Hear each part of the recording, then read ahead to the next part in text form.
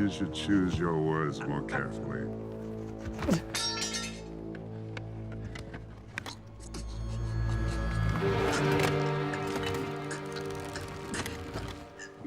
Gangplank, the Reaver King, arguably the most difficult champ in League of Legends. So, naturally, you came looking for some tutorials, but Solarbacca was just too complicated.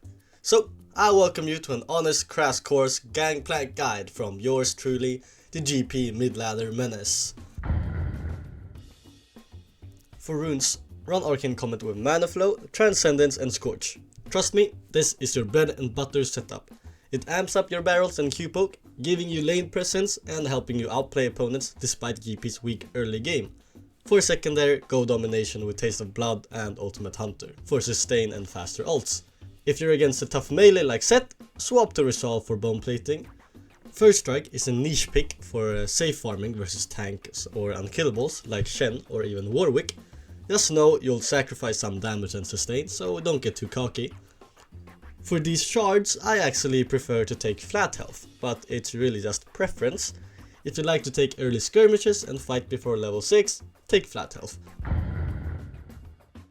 Teleport is your friend. He helps out when things get tough and hypes you on when you're winning.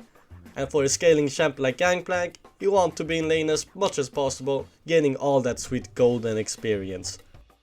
Then there's Ignite. Sometimes even GP needs the extra edge and anti-heal. If your laner wants to actively go all in and kill you, then it's worth considering. Think Renekton, Darius or even Irelia or Riven. GP is unironically one of the strongest level 1 champs top lane with Ignite, in combination then with his barrels and passive resets. They never expected, especially Darius players.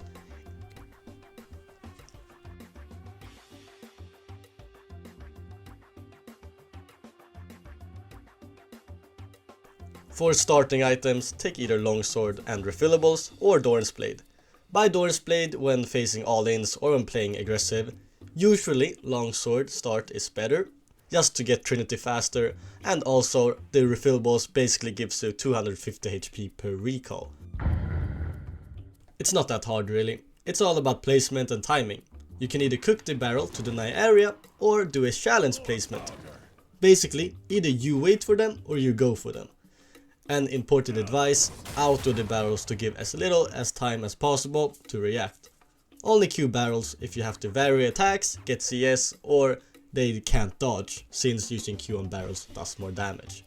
Until level 7, you're gonna want to cook your barrels mostly, since they have about 3 workdays to react anyway. But you can try to hit this cool auto Q barrel combo, which can catch them off guard pretty easily. After level 7, you can start becoming an actual champ. And you can start taking reasonable skirmishes, and you have to learn this crazy auto Q combo. Extremely helpful when you're getting jumped or as a surprise attack. Level 13 is when it gets serious. You gotta get comfortable with this barrel Q combo and its timing. And never forget that you have 5 barrels, so use them instead of just blasting and hitting after only 1 hit. Stay calm and don't overheat. When you start to get all this, throw in the passive reset when fighting, and if possible, maybe even a ghost barrel. One of the hardest but also rewarding combo is the level 13 ghost barrel. And this is when you place a barrel, Q it instantly and chain it to a second barrel for a surprise attack. It's tough but so very lethal. By the way, you can usually one-shot casters with Trinity or level 9 most of the time. And here's the triple barrel combo.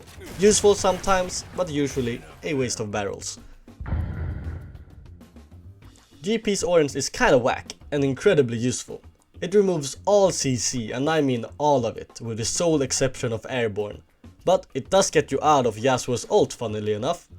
Other examples are Malzahar Suppress, Warwick ult, Vi ult and even Urgot's Execute. That said, use it sparingly. It's mana hungry and has a long cooldown. It's a bit of a gamble to use it solely for sustain, just keep it in mind. GP ult is broken and true global. It does pretty pathetic damage and has a long cooldown, but the slow and big hitbox are a game changer in many fights. However, if they decide to stay in your ult for the whole 12 seconds, they will take a total of 480 magic damage. For ult, always upgrade Fire at Will first, sometimes take Death's Daughter if your team have a lot of CC, Secondly, take Death Starter, and lastly, raise morale. You can also take Death Starter last if you value consistency more. And I'm not sure if it's worth, but I definitely do use my ult to catch the wave, especially if someone greets for plate. Rush Sheen of course, into Trinity, then Collector, Infinity Edge and Lord Doms. These are your core items. When buying Infinity Edge, you can also buy a BF sword and 2 cloaks for 55% crit if you feel like your team needs plays now. Skip Mortal Reminder most of the time. The extra pen and money you get with Doms is usually better, since you're trying to one-shot anyways. After Doms, you can either buy Immortal for some survival and 100% crit, or Spear of Shojin for survivability, ability haste and more potential damage. These three are situational items. And then of course you also need boots. Boots are a very low priority on GP.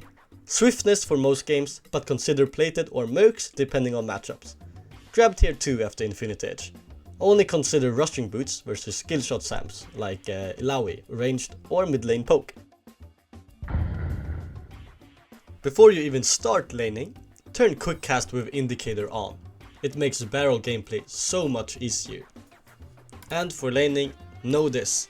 You have to do twice the amount of effort to even mimic a fraction of many champs' damage early on.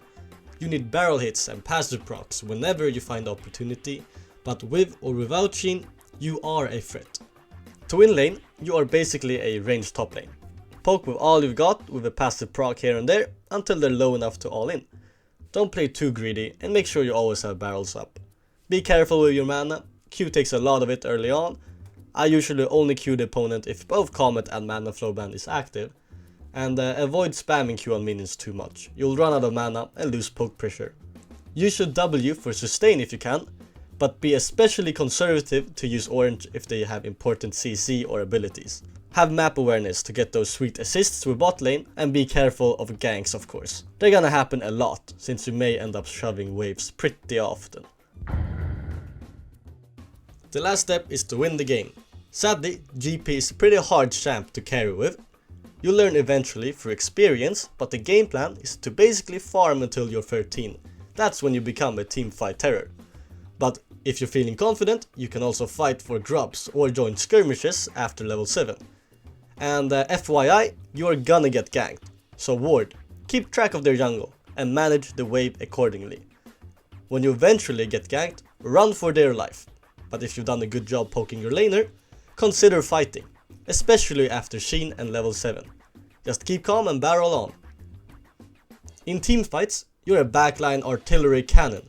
Stay alive, land massive AoE barrels, and ult to swing fights or stall objectives. Pray to God that it crits, and congratulations, you've won. And that's Gangplank. And now that you know the basics, get out there and throw some games, it's the best way to learn. If you disagree with anything in this guide, just switch it up, I don't care. I'm not Solarbacca, so my word ain't law, but I promise you this, it's a hell of a lot better than Grasp.